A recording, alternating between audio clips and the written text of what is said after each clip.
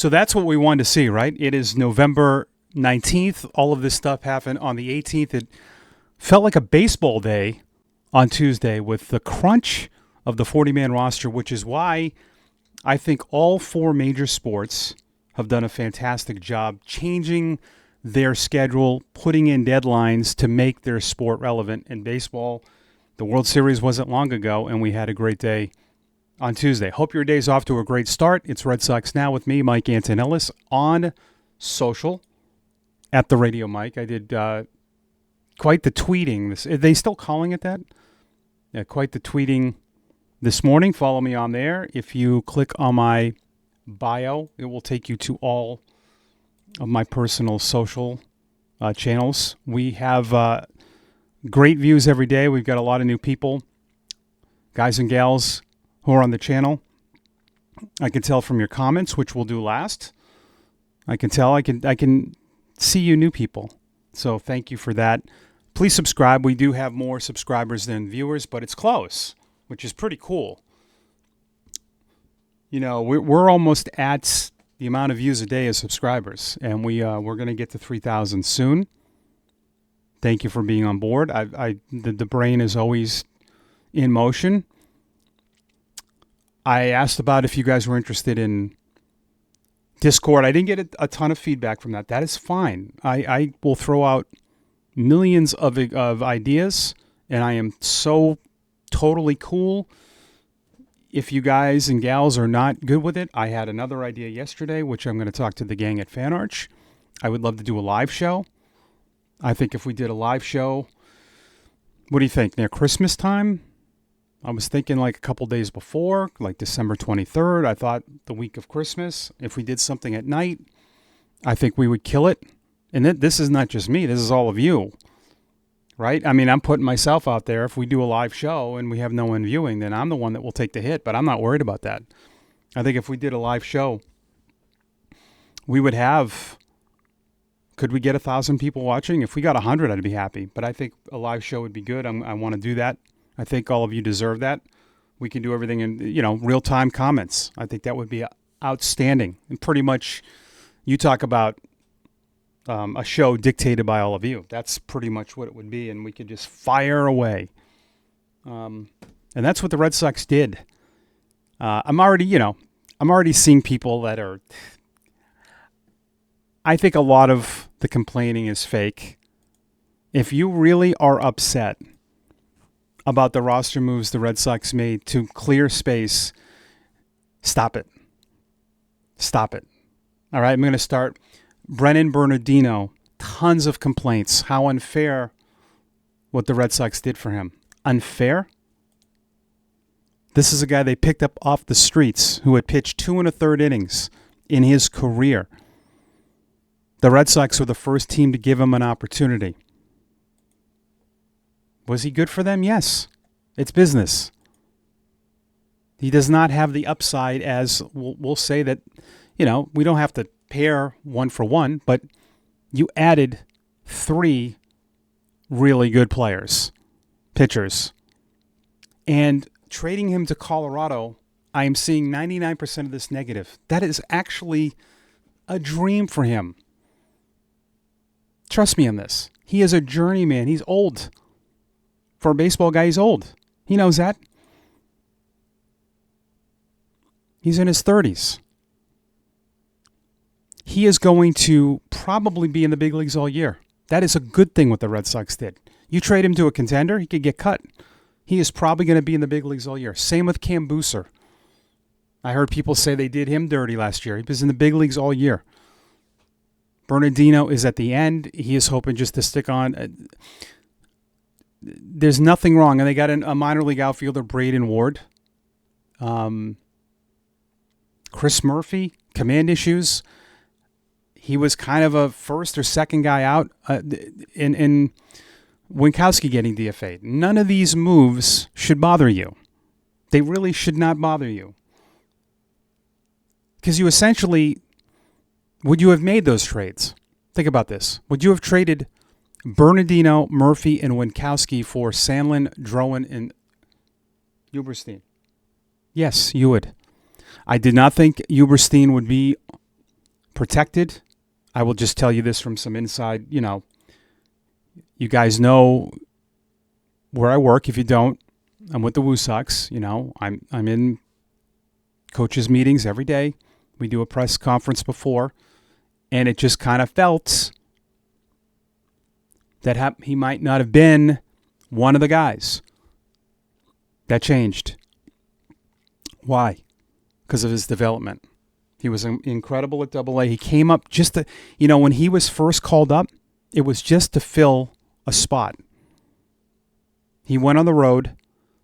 It was one of those situations where the Red Sox were calling up a bunch of guys. Remember our manager telling this at the end of the year. He was probably going to go back down. They liked him. They said no. This is a good collaboration, and this is why I really do like Breslow and Cora, because they're involved in this. Cora texts our manager. They talk on the phone. He tells them what they want, what they don't want to hear at times. He's honest. No, this is a guy we like. We want him to stay here. Okay. That's the kind of leadership you want. All right, so this is a little bit more. I mean, there's there's more to this that I'm not going to talk about all of it, because some of it is, private and things I've had in private conversations. But this is someone who literally developed and came out of nowhere, and is a big league pitcher to me. Just his whole, when you watch him pitch, he's got 96, 97. I got his stuff here. Fastball, sinker, change, curveball, slider, cutter. But the fact that he had a little bit extra, which they had not seen, and his development last year was huge. He was a huge development piece. Shane Drowan came back, looked different to me. He was Rule 5'd, but he had better command, and that's another guy. I mean, we'll get to this. And then Sandlin, and I know everyone's going crazy about his ERA. Please stop doing that. Please stop Googling minor league pitchers' statistics. It is not the end-all story to them. Go look at some of your favorite big league players and go look at their minor league numbers. This is developing. He struggled immensely as a closer and as a reliever in Worcester because he's 24. And he admitted it. I was not comfortable. It's in the middle of the season. He was called up in a pennant race with the intentions that he would be in the big leagues, and he struggled with it because that happens. It doesn't always go linear like everyone wants. Now he's going to have a full year. He's on the 40-man, and he'll have a full year of spring training being a reliever, and that is a dynamite arm. But please stop with, if you're upset about Bernardino and Chris Murphy and Winkowski, come on. All right, you're not losing the World Series over those guys, but the amount of complaining that I've seen today is ridiculous. All right, now this is something I've always wanted to see. The Red Sox have completely flipped their script. That was my next thing. Damn. Kidding. They are a pitching organization now. In all the years that I've been, since 2005, I was with Portland for 15 years and with the Paw Sox, Woo Sox since 2020. Looking at the names on the 40-man, you have legit arms. Now, they're probably going to get rid of Giovanni Moran and Jordan Hicks, either for Rule 5 players or for acquisitions. They have plenty of spots available. Those two will go. Vaughn Grissom would probably go, which is 3. And if they do move an outfielder, so that you could have 4 40-man guys come off, and who knows what else. But when you now look at the depth chart of pitching in this organization, I know it's not sexy. You need it. And this allows you to get creative in other things. But I have wanted to see this for so long. I really have. And now we do. But there's upside to those just to go back on that, the guys they added the 40-man are legit pitching prospects. But you've now transformed yourself into an organization with pitching, and this is not a luck. This is what you have to do. But you've got legit arms here, and now you've got guys that will be coming from the drafts that could be even better. I hope we can understand what is going on here. I am beyond excited for this. And like most of you know that follow me, I call my shots. This has been a part of the organization that I have been very critical. If I had done this show years ago, you probably would have thought I was crazy. But I did not like how they were always patching a hole every year. They made a lot of moves like no offense, like how fans would make moves. There is a blurred line between fantasy baseball and what is actually right for the organization. A lot of people do play it extremely short-term, year by year, which you can't, because when you do that, you always it's like a leak. You plug one hole, then the other one leaks. It always happens that way. Dodgers, take them out, okay? They're different. And we talked about this yesterday. They have they have an amazing farm system as well with arms that they've traded. And they have brought in, they have a country cornered, and they did bring in free agent pitchers that they can just stockpile. The Mets had enormous issues. They spent $700 million on one player, and they had issues all over the place. They didn't have enough arms. So they get commended for doing good business with Soto, and then have all these issues. Detroit has massive issues pitching. The Yankees went through it with their bullpen. When you build this way, it gives you options to do other things creatively. And and listen, I don't know about Witherspoon and Phillips and some of these other, and Neely and Clark, but you got guys down there in low A that's loaded. And certainly, yes, you can certainly take the contrarian side. Well, I know they're not all going to work out, but nobody was talking about Connolly early and Sandlin. No one liked that trade. That was a John Schreiber trade for Sandlin. You might have yourself another Whitlock Slayton.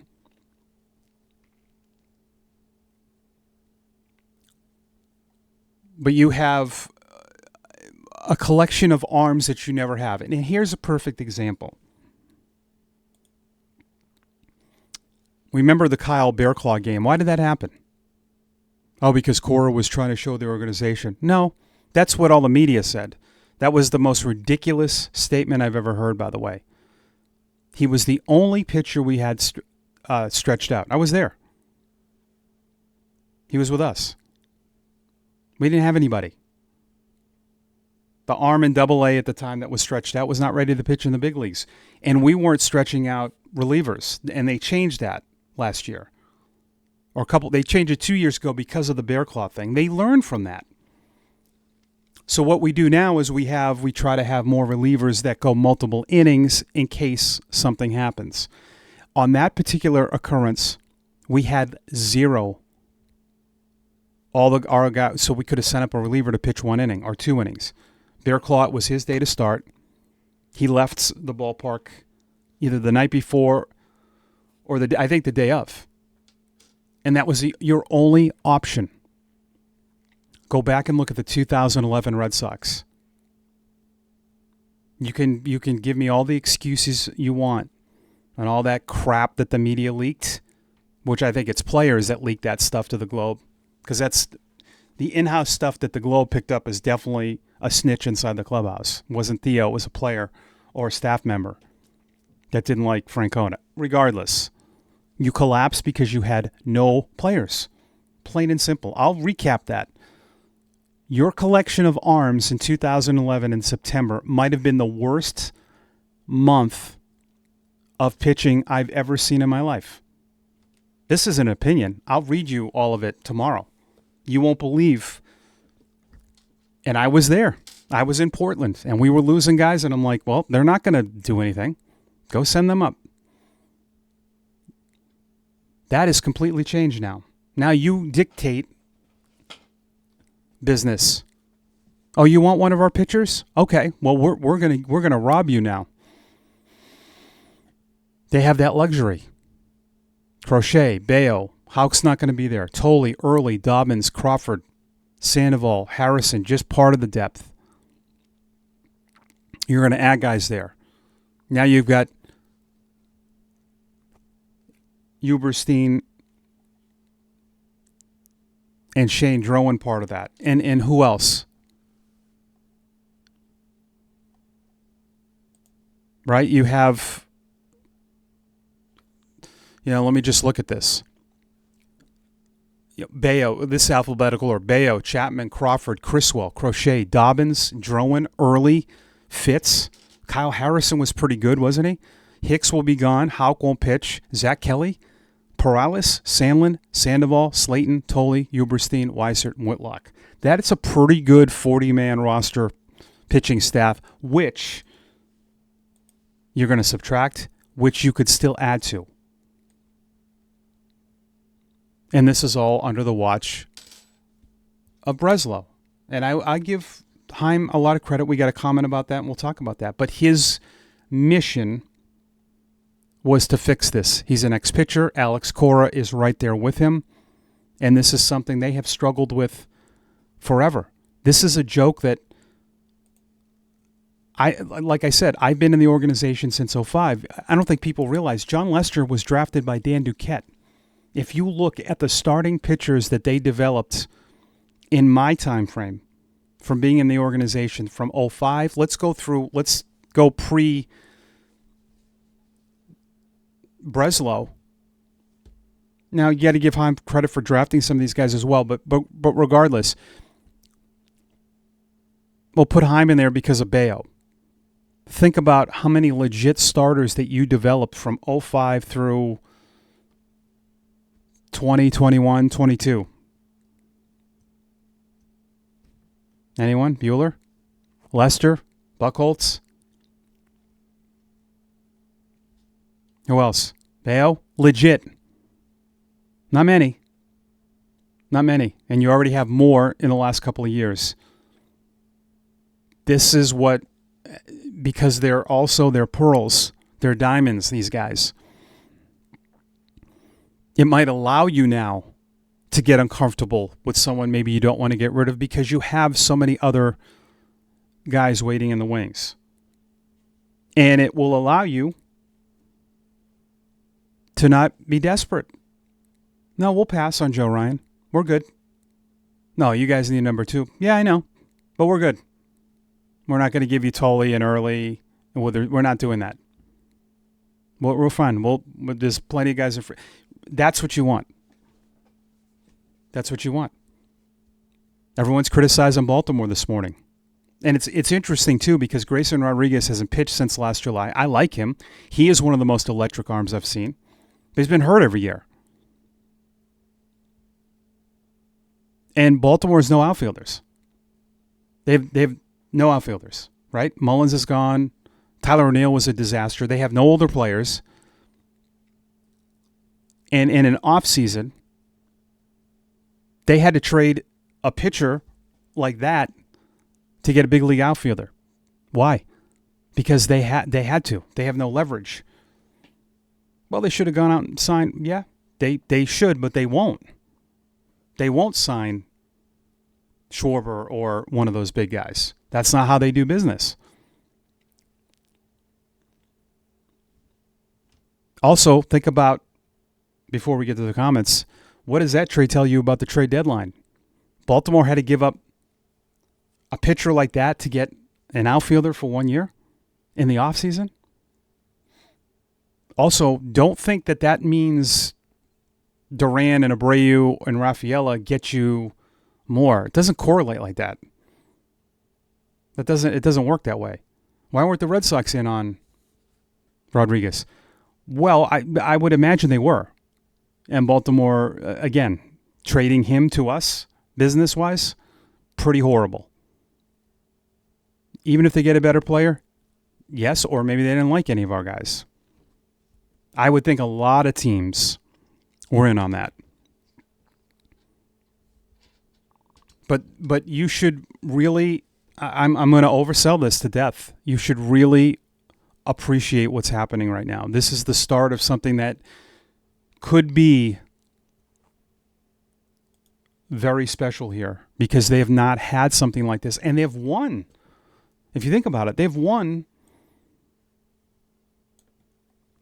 without doing this. And for me, they flatlined more because they did not have arms. You can make all the excuses about not spending and all of that. And yes, there could have been instances where, yes. But you need to have internal arms. That's what teams have been running circles around you. And a team in your division. The Yankees have had more arms than I've ever seen in my life. I've been in the minors for a long time, but I've been in the same leagues as the Yankees. And they are running circles around the rest of baseball. And that's what the Red Sox and Breslow and the player development, they want to have that. Because you can get a lot for these guys too. This works. It's proven. You've got to have, you wouldn't have gotten through last year with what you had last year. 15, 16 different starting pitchers, and you still almost won 90 games. That never would have happened a few years ago. You would have been in last place, easily. But just that, I'm this group chat and I've talked to people who work for the Woo Sox and have worked for the Sea Dogs, and we've been wanting this forever. And this is a good day with what they did with the 40-man, with some of these guys they picked up. I've seen some of these guys. They're not expecting all these guys to be great. The guys that they picked up in trades. They're, a young catcher. This is depth pieces. I've seen Gray play, and I don't know much about Braden Ward. I know he's a prospect for the Rockies. And we're just going to hammer the pitching stuff on you. I hope you don't mind. At Real Map, Lazon, can you explain the Rule 5? Yes, I have before, but I don't mind because I don't expect everyone to be listening to every word. It's a draft they have during the winter meetings. You select people that are not on the 40-man. Eligibility. Players signed at 18 or younger must be protected within 5. Signed at 19 or older must be protected within 4. So you can have players that are not on the 40-man but are not eligible. Teams pick eligible players in reverse order of previous seasons. You can pass, by the way. In the big league phase, those guys have to be on the 26-man roster. So that's how it works. At RemDog3037, could Nate Eaton be the answer at third base if we don't resign Bregman? I don't think so. I think what he is the new Rob Refsnyder. I love Refsnyder. It breaks my heart saying this. But I think he's just gotten older. I think Nate Eaton's a better player. I think he's more valuable. I know Rob is great against lefties, but I think Nate Eaton proved at the end of the year that's a guy you can tell Cora likes. I think he's the new Refsnyder.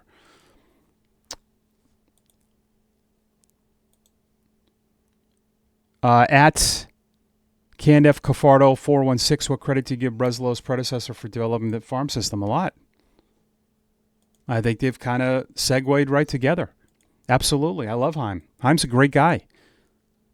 I have nothing but great things to say. He treated me amazingly. All of us in the minor leagues. He was fantastic to deal with. And he came in a rough spot.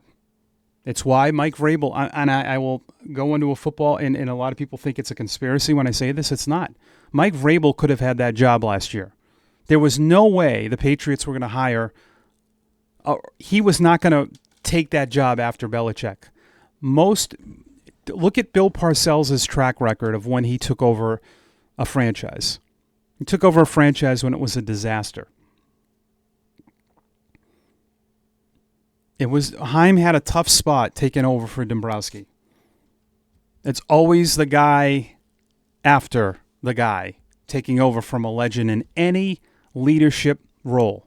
I know some of you are going to Google and find an example, but you don't want to be the next quarterback after Tom Brady or the next coach after Andy Reid or Belichick. It never works. I don't think that Vrabel just held out for a year, and by coincidence, I mean, think about this. Do you really, really believe that all that just fell in his lap? Oh, my God.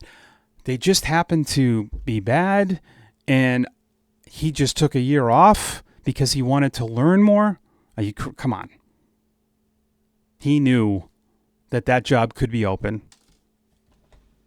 Tons of teams wanted him. So Heim was in a tough spot. The organization won in 18, but they lacked a lot of this. Stability. They didn't have a ton of pitching. And Heim did a great job. He really did. I mean, I don't know the limitations on spending. That comes from the top. But again, when we look back at some of those deadlines that we were mad at, and I've talked about this a lot, it's hard for me to be critical of unknown. So maybe back in 21 or 22, teams wanted Anthony and Meyer, which we learned that was the case last year. But maybe that even happened in 23. And they just didn't feel comfortable doing that. Maybe Kyle Teal was someone that you could have traded, and they didn't want to do that. And then you ended up getting, a Hall of Fame arm. Right? So we don't know a lot of those things. That's why I don't criticize deadlines a lot, because I don't know. And then when I learn after the fact, makes sense. But Heim did terrific. But I just think what has happened now is just a little more defiant. And I think the messages are pretty clear that they're going to be bold. I think Breslow is way more outspoken. They've been bold. They've spent money. They spent over $500 million last year. I understand you subtract the Devers thing, but they gave that to Roman Anthony right away. They gave the money right to Crochet. A lot of organizations aren't doing this. They were one of 6 teams to go over the luxury tax. So they're doing different things, and they have built up pitching. Like this is in the trust. We don't care, Tolly. Go out there early. You're ready. The trust that they have. So I thought it's been a perfect segue into this, and I'm excited. I really am. The fact that they got to the playoffs last year with definitely some flaws, and they've only strengthened, and let's see what more moves come, because now it's the kids. You solidified your 40-man. You could still make other moves. Now let's see what the free agency looks like. And if you're probably going to be able to pry away. You're going to have the best. To me, it's still a pipe dream to get Skubal, but you are the best match probably, and that's a good thing, right? If you can match anyone else's offer to get studs, you're doing something right. That's going to close it for Wednesday. We'll be back at it tomorrow. We want your comments for Red Sox Now, presented by Fan Arch. I'm Mike. Follow me on social at The Radio Mike. Have a great Wednesday, and as always, go Sox.